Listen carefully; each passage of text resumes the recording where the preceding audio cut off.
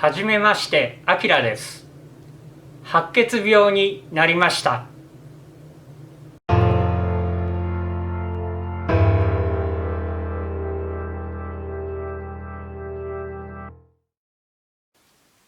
こんにちは。白血病サバイバーのあきらです。今回もノートを見ながら闘病期お話しします。前回までにですね、入院22日目あたりまでの出来事を話しています。今回はその続きになりますね。入院23日目が1月の18日です。特筆するべきことがありまして、11時過ぎからリハビリの時間がある。で、リハビリ一応、平日毎日どこかの時間帯で行われると。同日血液検査があった場合などは、その数値によって、赤血球ですとか、血小板ですとか、そういったものの数によって、中止になる場合もある。またはですね、輸血を行った日なども中止になったりしてました。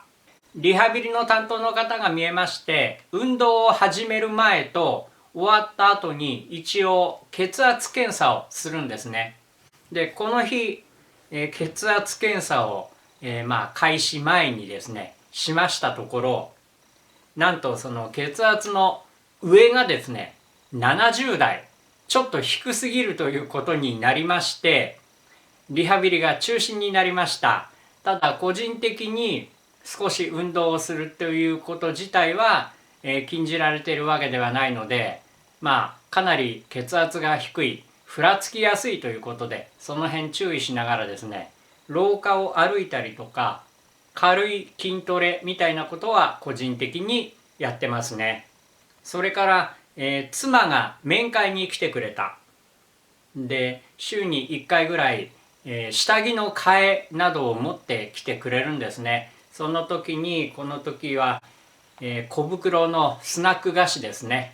これとかですね、文庫本ですとか、持ってきてくれた。それから自分がよくリクエストしてたのが、病院の地下にコンビニがあるんですね。それでアイスを買ってきてもらう。自分で他のフロアへ移動することができないので、そうやってアイスなど買ってきてもらうと。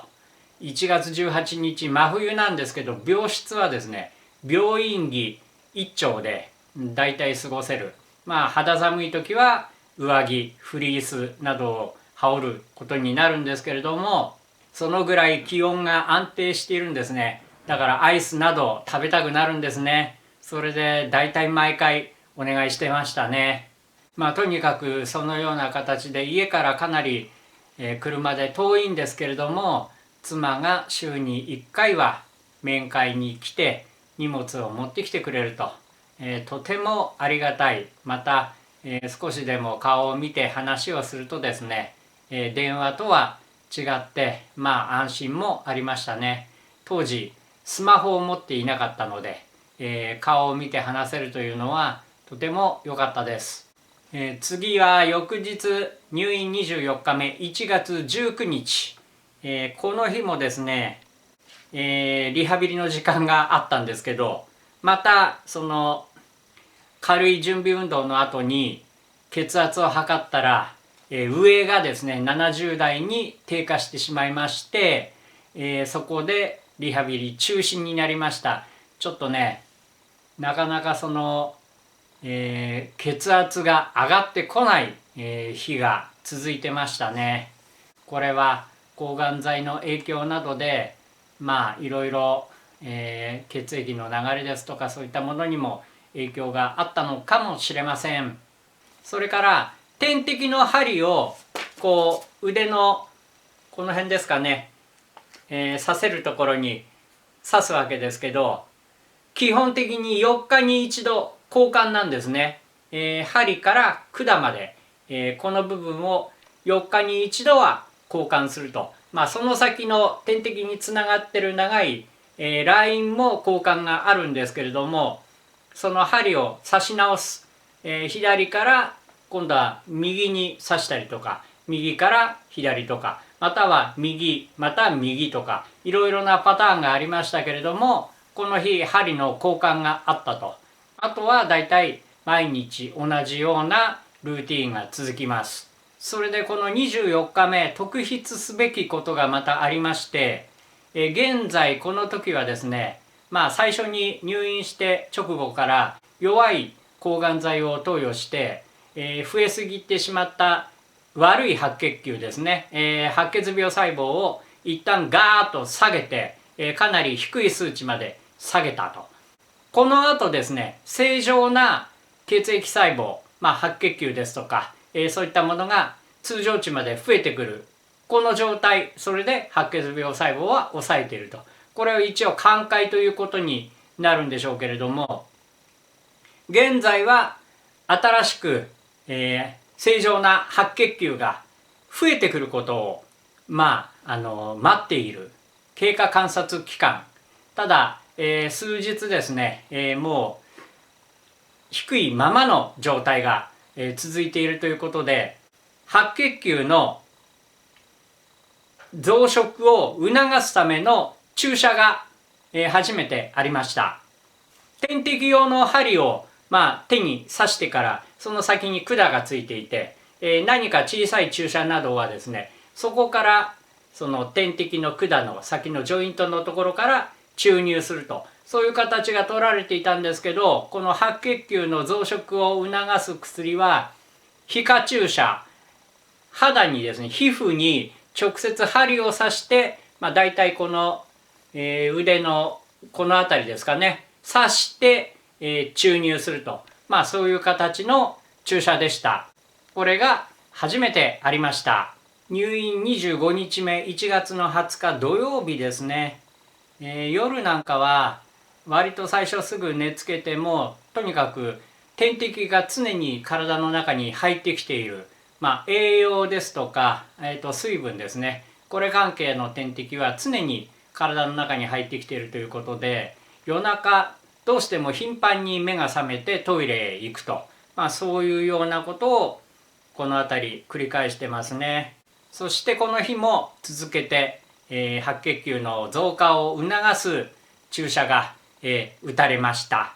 それからやはり抗がん剤の影響もあったのでしょうね。どうもその体温調整が今一つうまくいかなくなりつつあると。どうも空調をですね、いろいろ動かすんですけれども、かなり温度を上げてるんだけども自分は寒く感じたりとか、またその逆などもありましたね。夕食の後などはですね、体調はそんなに悪いというわけではないので、また、廊下などを歩いて体力維持に努めつつ、スナック菓子などを食べたりとか、持ってきてもらった文庫本を読んだりとかですね、それから寝る前に液体下剤を飲んで22時頃点滴の抗生剤が入ると、この辺りも毎日同じような、ルーティーン、点滴が終わってだいたい23時頃ですね、看護師さんがその点滴を外しに来ると、それが終わってから寝るというような、そういう感じになってました。1月21日入院26日目、これもですね、朝の血圧がですね、上が90代、その前なんかは測る時間によっては上が70代なんてこともありましたから、マシな方ですかね。それから朝もうすぐ点滴の抗生剤が入ってとか、その辺8時から朝食、その後服薬が、この時は3錠ですかね。そのあたりもだいたい同じルーティーンですね。体重も測りましてだいたい横ばいだと。廊下にですね、体重計がありまして、1日に1回、だいたい午前中とかですね、行って測ると。午後血小板の輸血が入ってました。血小板輸血では一度すごくアレルギーが出て大変だったんですけど、それが出たのは一度だけで、その後何回かやってますが、その間はアレルギーなしということで、ただ化粧板輸血自体が1時間半ぐらいか、2時間近くですかね、かかるんですね。この間アレルギー止めの、薬、それを注射で、点滴の管から注入すると、これが入ると結構頭がぼーっとしたりして、だからその間夜なかなか眠れなかったり、したりすることもあるので、ちょっとまどろんでですね過ごすというような、そういうことが多かったですね。主治医からこの先体力勝負になるよというお話がありましてですね、とにかく時間があれば廊下を歩いたりとか、軽く体を動かしたりとかですね、そういったことで体力維持に努めた方がいいと、そういうお話もありまして、毎日一応自分で歩数計ですよね、何歩以上歩こうかなという、ある程度目標を決めながら歩いていたと。ということで、数日分の闘病記まとめてお話ししました。よし、おっさん頑張れと思っていただいた方は是非チャンネル登録、高評価、そしてコメントなどお寄せいただけましたら今後の励みになります。今後、自分がどうなっていくか是非見届けていただきたいと思います。よろしくお願いします。